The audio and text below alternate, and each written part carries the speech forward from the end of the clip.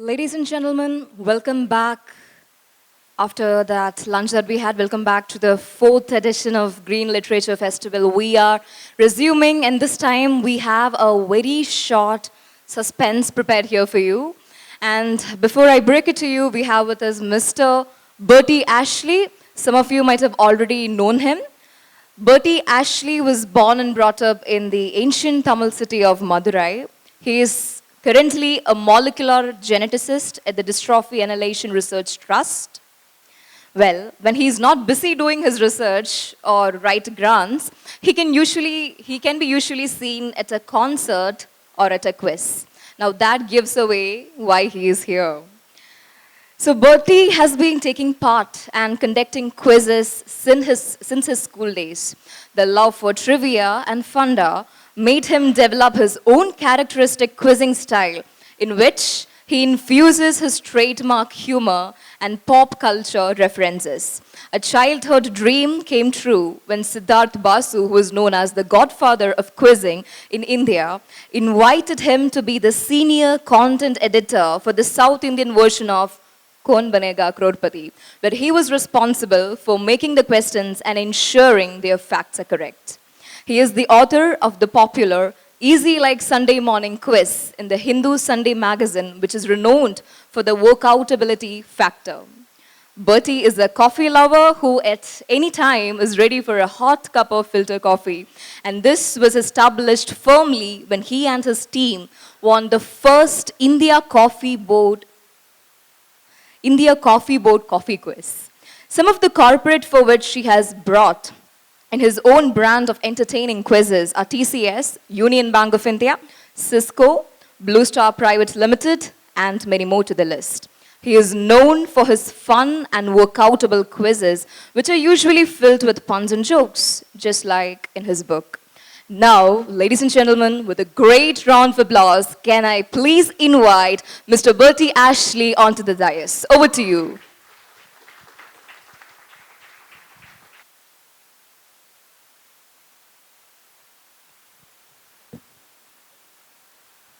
Okay, thank you, Milan. Hi, good afternoon, everyone. I was given 15 minutes for the quiz, and of that, 5 minutes has gone in the introduction.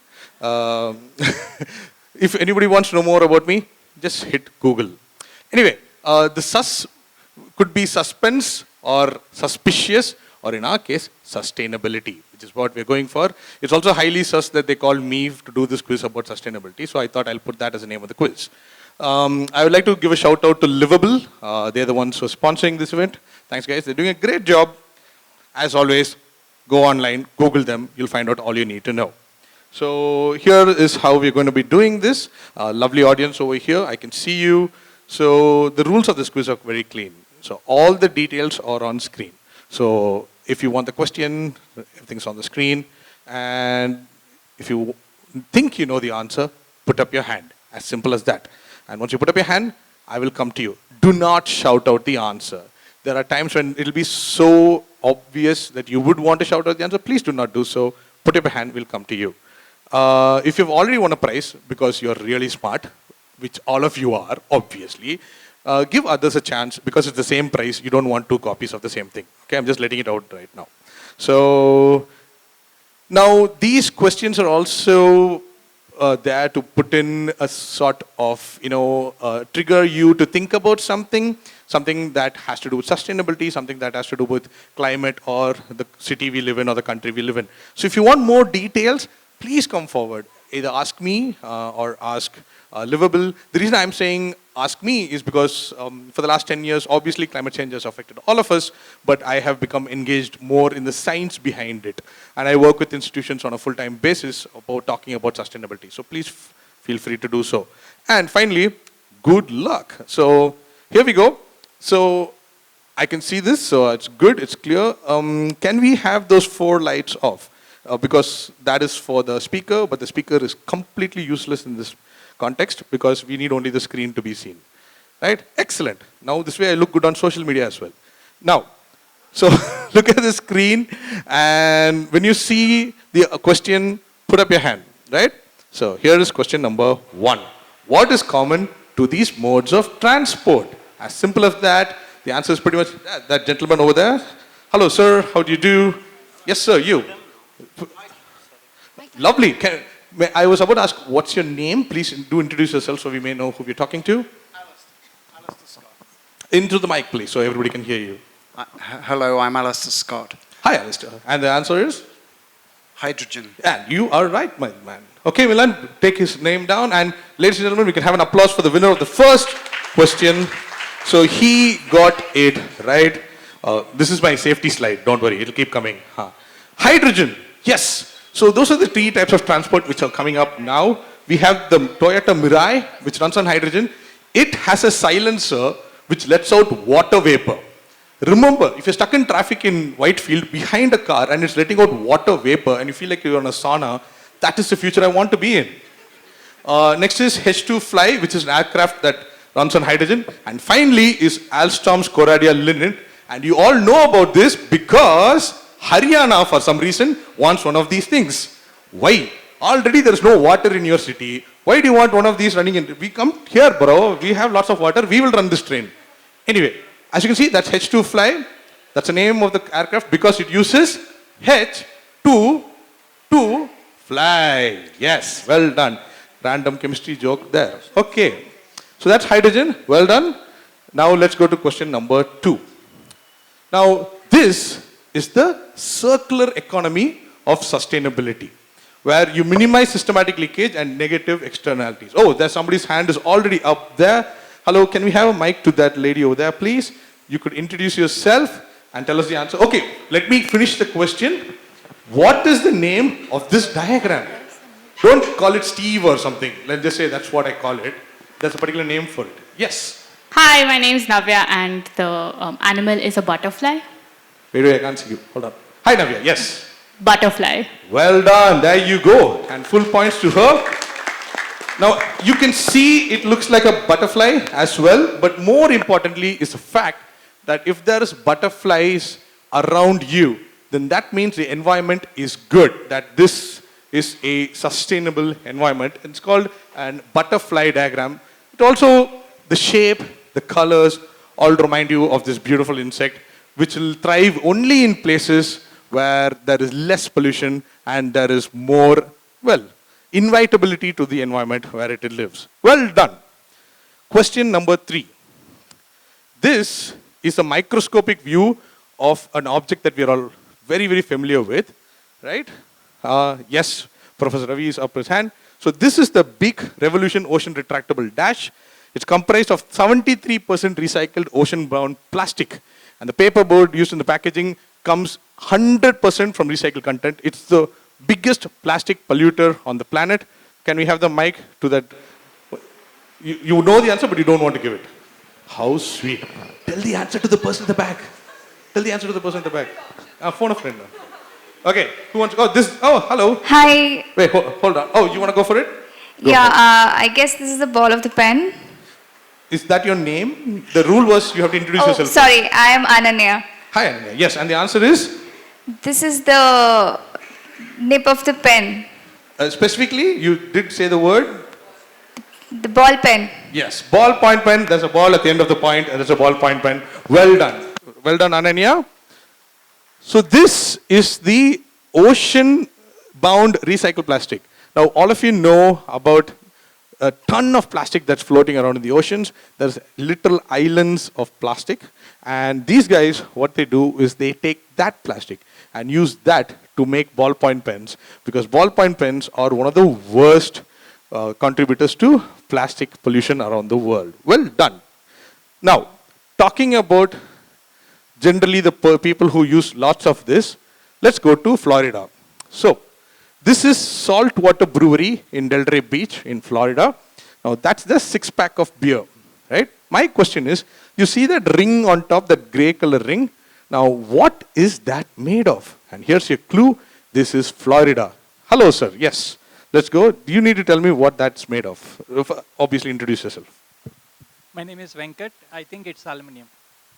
So, normally it's made of aluminum. Yes.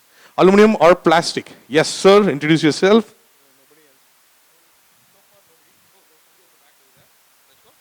Yeah, can we have the mic to that gentleman over there? Yeah? You can sit down. This is not school, and I get very awkward. Yes. Uday here. Hi, Uday. It's coconut husk. Coconut husk is a good idea. Now, I'm going to give a few more clues till so people can find out.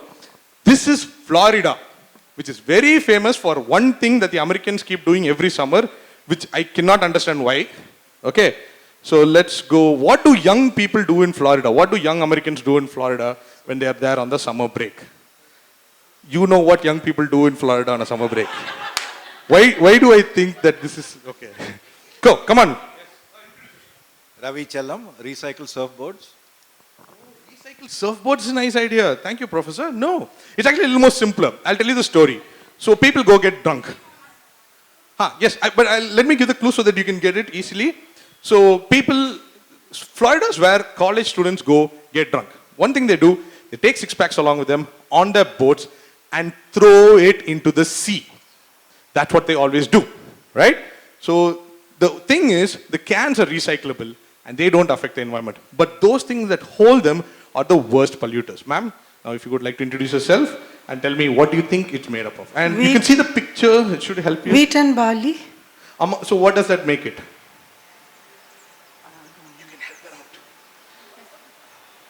You know what? I will give it to you. By the way, what's your name? I'm sorry. Ratnam. Can we have a round of applause for Ratnam? So, unlike everywhere else where it's made by aluminum and plastic, these guys make it with fish food which is made from wheat and barley. So that when you have thousands of party goers running around in yachts and throwing stuff into the sea, it gets eaten up by the turtles and the fish, and it is fish food, right? So, because plastic, when it's floating in the ocean, looks very much like either plankton or jellyfish, which is the main food source for these animals. And that's the reason we have a huge problem of these animals dying because of ingesting such things. These guys figured out how to make it with something that's edible, so fish food. Can you have a round of applause for the saltwater brewery in Florida? Well done. Edible six-pack. Okay, now let's get to pop culture. So this is a company in Bangalore called Uravu. They figured out how to make water out of thin air. Why? Because of a dude called Swapnil in 2016. He was watching something on screen and he saw this item which is there on the right side and he said, if this can exist in fiction, why can't it exist in real life? So the question is, what was he watching to get inspired to make a machine that makes drinking water out of air? Okay, so, Sumir, let's go. My guess is Star Trek. Your guess is Star Trek. Air to water. Okay, I'm not going to give you the prize. Oh, by the way, that is Sumir. Yes, anybody else wants to go? I'll give a clue now. I'll give a clue, which will make it easier for you guys. The reason this exists in the fictional world is because on the planet, it has two suns, which means there's so much evaporation that water exists only in moisture form. Are you more confident now? Okay, introduce yourself, please. Hi, my name is Madhvi. I was going to guess Dune, but after you said that, Tatooine. Star Wars. Perfect. Well done. That's a full point to you, Madhvi. Here you go. This is, of course, Star Wars. So Star Wars, the planet Tatooine has two suns, which means there's so much heat that all the water there gets evaporated and becomes moisture in the air. So they used to have moisture farmers, which get a moisture in drinking water. And this guy watching it, unlike all of us who watch movies and like, Hacha, wow, what hey. Now eat popcorn. This guy's like, how can I start a company and make money out of this? These are the type of people you cannot be, but you need to be friends with, right? Yeah, we scientists know this. I'm a scientist. I have no business mind. I cannot do entrepreneurship. Find a nice person who's got money, become friends with them. That's the best way to go forward. Only way to get funding here. I hope nobody from my lab is here. Okay. Next question. This is Scafe. And Scafe makes really, really nice yarn, which is actually very good because it's highly sustainable and it's moisture repellent and slightly fire repellent. And it's made up of one of the most wasted items on the planet. Tons and tons of it on a daily basis, even in Bangalore, especially in Bangalore. Yes, that gentleman over there, right there. Can we have a mic to him, please? And you can introduce yourself and tell us what is Scafe, sustainable performance, make their yarn from? I can tell you, it smells really good. Let's see. Hello, I'm Paul. Hi, Paul. Is it perhaps mycelium fungal root? No, I wouldn't call that at a wastage. I don't. Do you? Okay. Let's go to this gentleman over there in the pink shirt. Thanks, Paul, but good try. Hold on to that thought. You might come back to it later. Hi. Yes. Do introduce yourself. Hi, this is Vivek. Hi, Vivek. Is it ground coffee powder? That is your chance. That's not even coffee powder. It's just coffee seeds. Coffee is all I want. You can see next to S, that's small. That's a coffee bean. Can we have a round of applause for Vivek? Gets it right. Coffee grounds. So ground coffee powder, everything gets wasted tons. Every time you have an espresso, the same quantity is waste, right? So these guys take it and turn it into yarn, right? And turn it into whatever cloth you can wear, which two things, smells good, and everybody thinks that you're very active, which is probably not true, but let's go. Okay, so these things on the left, they're called cloud fishers, and they are found on the eastward side of the Namibian desert. They are designed by looking at that beetle. Okay, so my question is, what is the purpose of these cloud fishers? Yes. These are, so my name is Samir. These are nets to trap fog and moisture, and you produce moisture. That's what the dung beetle does. It just Produce what? moisture, water. That's all I wanted. Drinking water from moisture. Excellent. Round of applause for Sumir. Now see that picture of that beetle with his butt in the air. It seems to be posing for a picture, but it's not. What it's doing is capturing moisture that's running towards it, and the underside of its belly condenses it and brings it to its mouth where it can drink the water. And some pervert looked at it and said, hey, I can come up with the science for this. And then decided to invent something called a cloud fisher. So what a cloud fisher does is, it's on the leeward side of a hill. It captures the moisture from the fog and the dew and converts into drinking water, which is quite rare commodity over there. Excellent. There we go. Well done. We are at that. Okay. Okay. Next question. Let's see who's the first to put up their hand. This is a company called Synbio. They make something called Milo, which looks like leather, feels like leather. Okay, this lady here put her hand up quite fast. Hi, we'll get a mic to you. Introduce yourself. Tell me what Milo is made up of. This is not MILO, which is that van which used to come to us in school and give us cold, nice milk. Milo. Oh, that's good stuff. Yeah, sorry. Hi, my name is Yavanika. Is the material pineapple? Oh, no, it's not pineapple, but that's interesting. They do make something out of pineapple skin. Yeah. This is my chance to go, Paul. Oh, hey, that gentleman over there has put up his hand. Wonder what he's got to say. Introduce yourself, please. And do not change the answer from the last time. Yeah, the answer is mycelium. Wow, how did you come up? Damn, that was so good. Round of applause for Paul. Well done. I was actually urging my friend here to answer. Since No. We will give the prize to you. You can share I don't know what the prize is. I just said you can share. It might be something you can't share, but let's take it for granted you can share. So these are mushrooms or mycelium fungi. That's what it's made from. Milo being a short form for mycelium. They do use pineapples, very interestingly, but pineapples have to be treated very well because they have an enzyme called bromelain. And bromelain is every time you eat a pineapple, does it feel like tingling? It's because a part of the pineapple is trying to eat you. So bromelain is an enzyme which is meant for digesting proteins of predators. So when you bite into a pineapple, the pineapple like, somebody's trying to eat me, and it's going to attack you. And you're like, this feels so nice, it's tingly. No man, that plant is trying to eat you. That's what evolution is all about. So we don't have much room for many more questions. Okay, that joke did not land at all, sorry. So these, you see on the left, are these beautiful rings which look like they're out of some Marvel movie. They're called dash-free rings. And they're made from X, which has been captured by that vacuum tower on the right in Beijing. Now, look at the color, look at how it's there. Yes, let's give it to that lady over there. Fill in the blanks. What are these? What do these? Take the mic, introduce yourself. My name is Joanna. Is it carbon? I need a specific type. This is 4 letters. It's just 4 letters long. And this is Beijing. I'll help you. What happens early morning in Beijing, which we also have a lot of smog. That's the answer. Well done, Johanna. Good job. Give her a round of applause. Let's give her a prize. So these capture smog, which is a huge problem, and take the carbon in it, and it's called a smog-free ring. And each ring gives you 1,000 meter cube volume of smog. And don't tell the person you gave the ring that.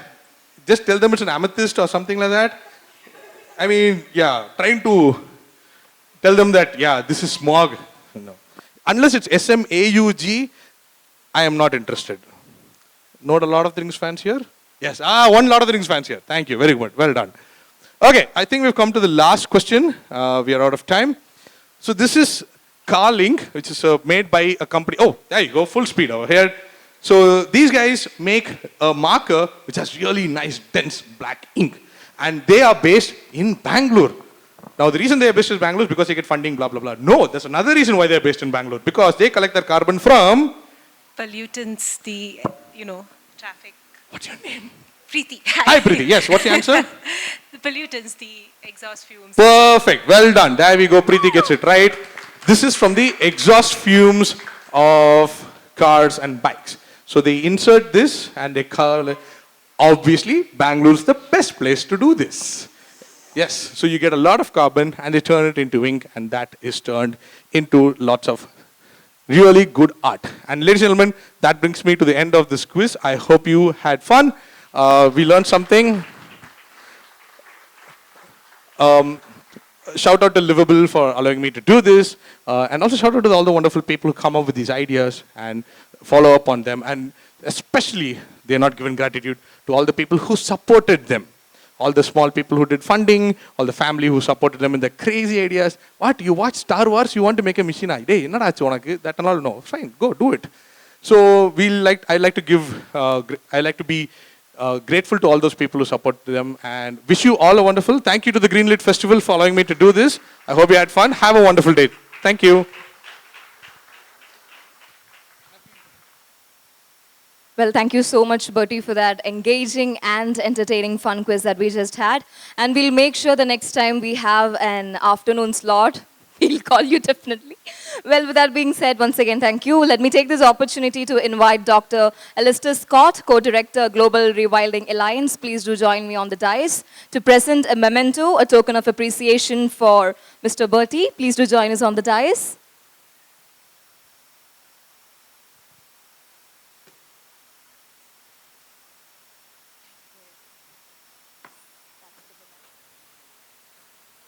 And a huge round of applause, a thunderous applause for this madman here.